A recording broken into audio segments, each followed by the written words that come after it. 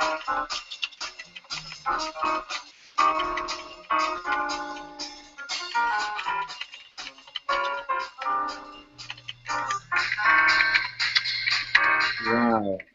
You think with all that clicking and typing that Eric's actually doing some work over there.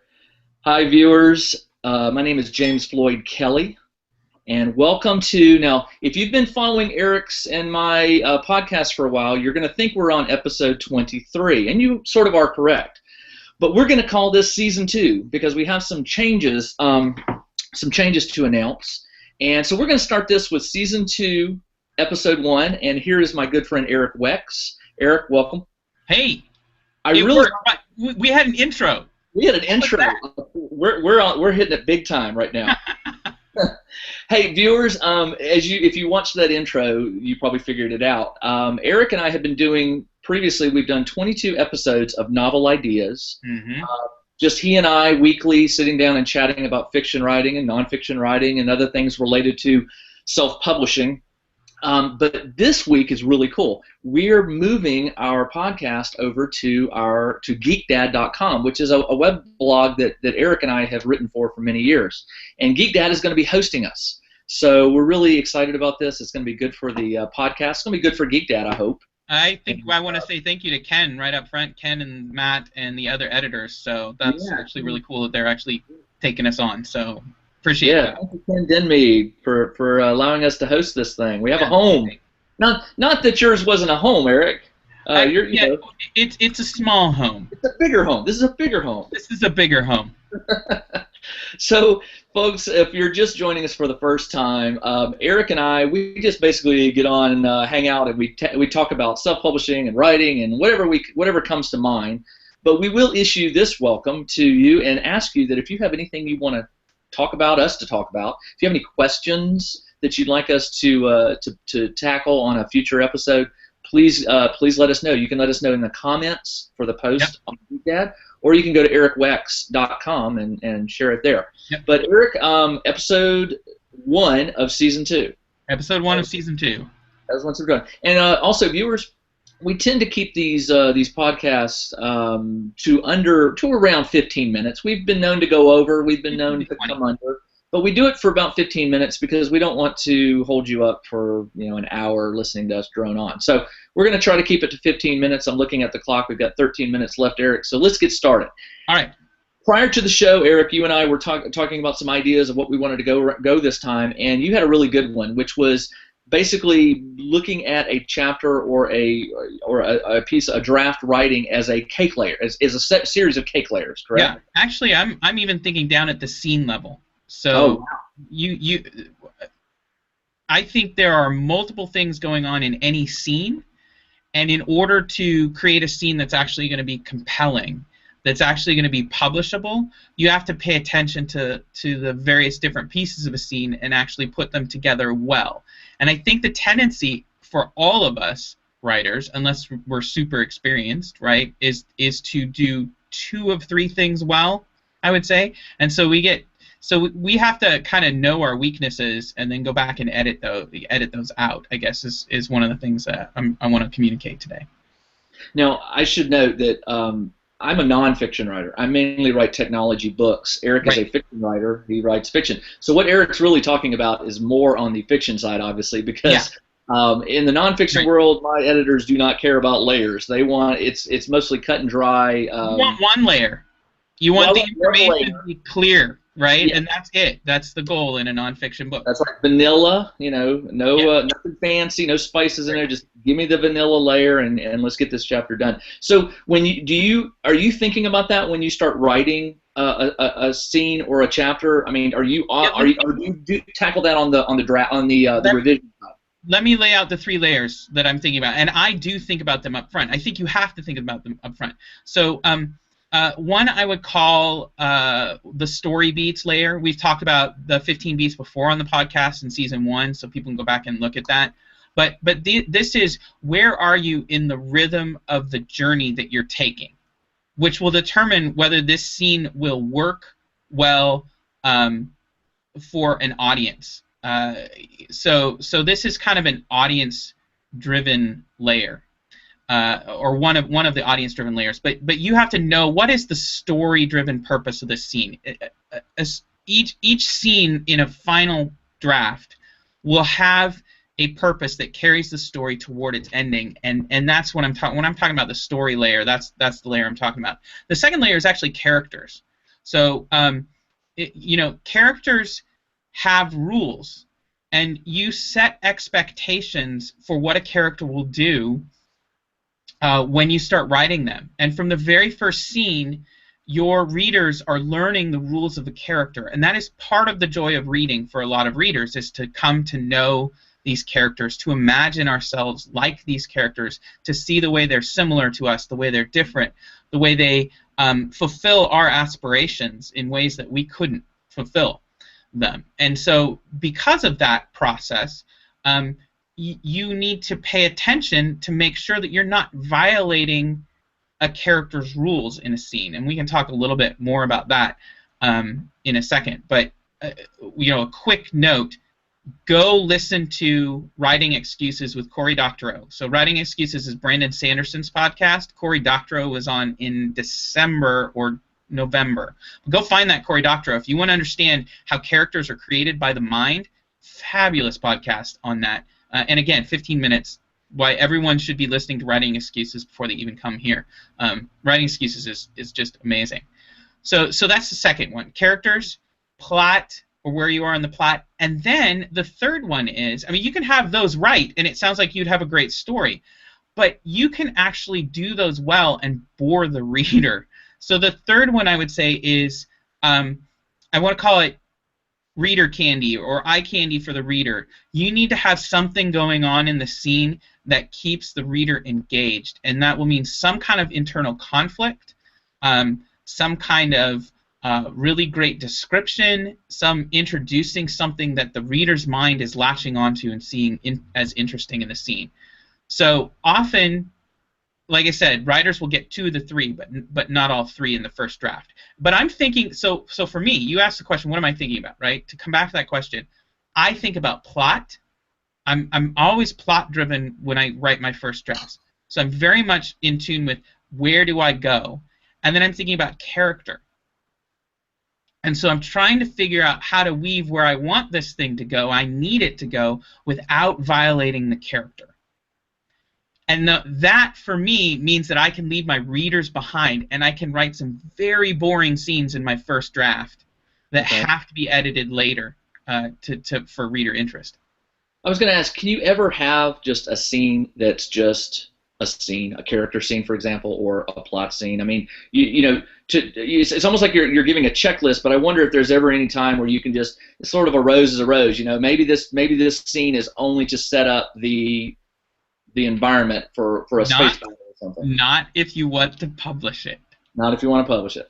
I think those are great writing exercises. I think they're important for the writer to write those scenes. And again, this is one of those things where I'm like, let it be, let it come out, and focus on one of those 3 legs, right? Just do what you want to do as a writer, and don't edit yourself while you're writing.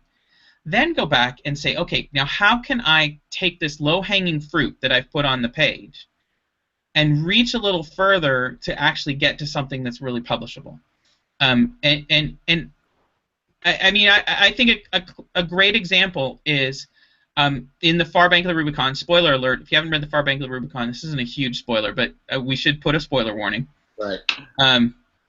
If in The Far Bank of the Rubicon, the first initial draft, when Jack has lunch with the wow, I'm going to forget my own character's name. That's fine. I'll forget it. Helena.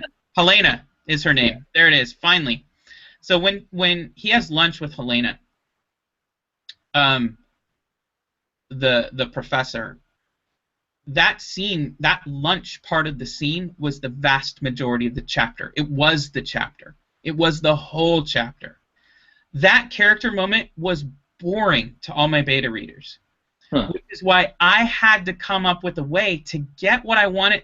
The whole point of that chapter is actually Jack's growth in his thinking about women and his thinking about Anna. That's what was important to me in the chapter. That's the mess. That's what was driving the plot forward as far as I was concerned.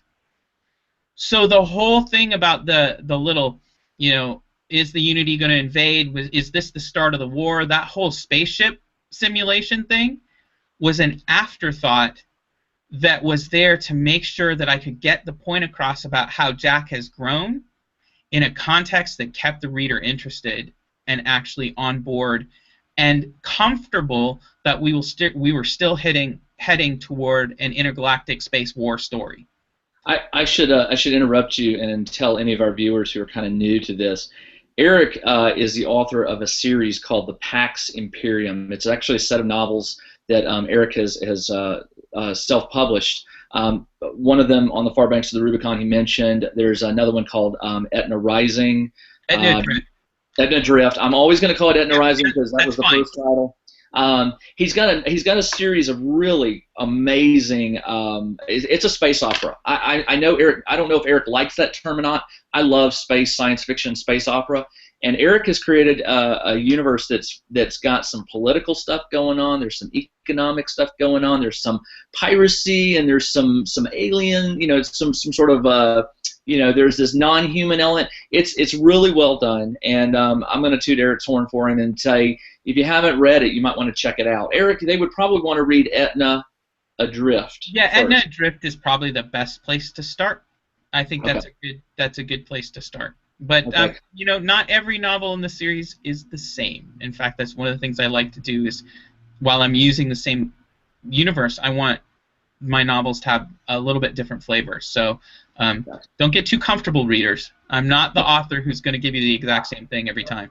I should give readers a warning, and I've done this before on a previous podcast, is that don't get too attached to Eric's characters. You just never know. Eric is a realistic science fiction writer in the sense that you just never know when someone's time is up. I'll just leave it at that. No more spoilers. So it happens. Well, listen. Let me ask you this. For someone who's self-publishing, I guess keeping in mind these three the characters, the plot, and the eye candy for each scene. I guess that's super critical for self-publishing because self-publishing is even more, even under a more critical eye because of the. And I think it's super critical for self-publishing because we have a hard time getting good feedback.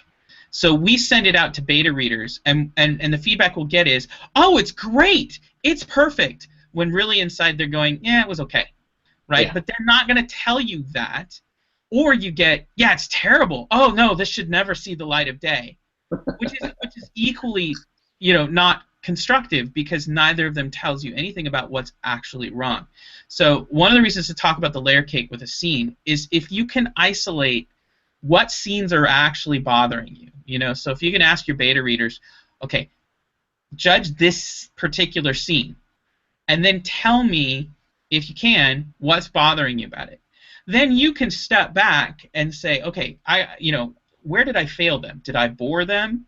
Okay, no, they're not bored, but they don't believe my characters in this scene. Okay, why? And I find this very true. I have some really great readers or writers, and I think I'm kind of an odd duck in that I love character, and so I will be faithful to characters and bore the reader. There's a lot of writers out there who will be unfaithful to the character in order to get the eye candy on the page. Right, and so they violate the rules of a character, and will do stuff that doesn't actually function in the story. So that's the part where I think most writers are going to have a hard time. Right, is they're going to have to make sure that they're not violating story rules in order to get on the page what they want to have on the page. Fair enough? I should add, Eric. Fair enough. I should add, we just had a major 30-second glitch. I could hear you. I don't know if our viewers will. I couldn't see your face, but I could hear you. So we may get readers. Eric's in the northwest corner of the United States. I'm in Atlanta. There's a lot of miles between us, so we are always at the mercy of the internet and the NSA and any other organization that wants to filter us. Yeah, exactly. So, but you did hear what I said. I did. Okay. Glitches are going to happen. Let's just be aware of that. So, Yeah, it's a podcast. well, let me ask you this, Eric. Now that we're starting with Geek Dad, and we're going to start moving forward, we have a larger audience now. Is there anything that you want to add about our podcast or what we're seeking to accomplish here to the Geek Dad readers who are watching? Well, I think this is kind of a good example. We have a pretty broad set of topics, and right now we're trying to rotate through them. So sometimes we'll talk business. We talked Amazon Hatchet a little bit over the summer. We've talked about what it's like for them in the marketplace right now, which is so flooded with people writing novels that for someone new coming in, and I think if you're passionate about this, you should come in. But the expectations must be very modest about what actually is going to happen with that novel. I really think there was a time, the only thing I would say about that is I think there was a time a couple of years ago where you could put a novel up on Amazon, and if it was good, it could become a bestseller, become nationally famous. I think that window has closed somewhat in that you still can put it up on Amazon, and it can happen, but the odds are slimmer. And you're probably going to do a lot more work to make that happen. So we're going to talk about some of the work that goes into that, marketing and its strengths and pitfalls, and then we're going to talk about books in general. We'll do a lot of referencing of science fiction and other books and the things we like about them and what works. So. And just viewers, just to note, if you have any questions about nonfiction, I'm here to help. I've written about 26. I've published, not self-published. I have had about 26 books published by a variety of publishers, all 99% of them technology related. But I have a lot of friends who are nonfiction writers who write things like cookbooks and health books and. And I just put out an HOA book this last week, so that is now available as of this week with a couple of buddies of mine, a CPA and a consultant. And I put a book about managing an HOA out, and I have a best-selling personal finance book. So we will cover nonfiction as well. So. Yep. So viewers, you got two people here who are more than willing to answer questions. Again, I welcome you to post your comments and questions, and we'll try to address them in future episodes of Novel Ideas. Eric, we are out of time. Yep. It goes quick. It always does. All right. Well, listen. Next week we have Season 2, Episode 2. Woohoo! And we'll come up with something to talk about. Maybe one of our viewers will have something to suggest. But in the meantime, viewers, thank you for tuning in. Welcome to the first podcast that we are hosting now on geekdad.com. Thank you, Ken Denmead, for allowing us to park it there. Yep. And Eric, I will talk to you next week. We'll talk to you soon. Take care.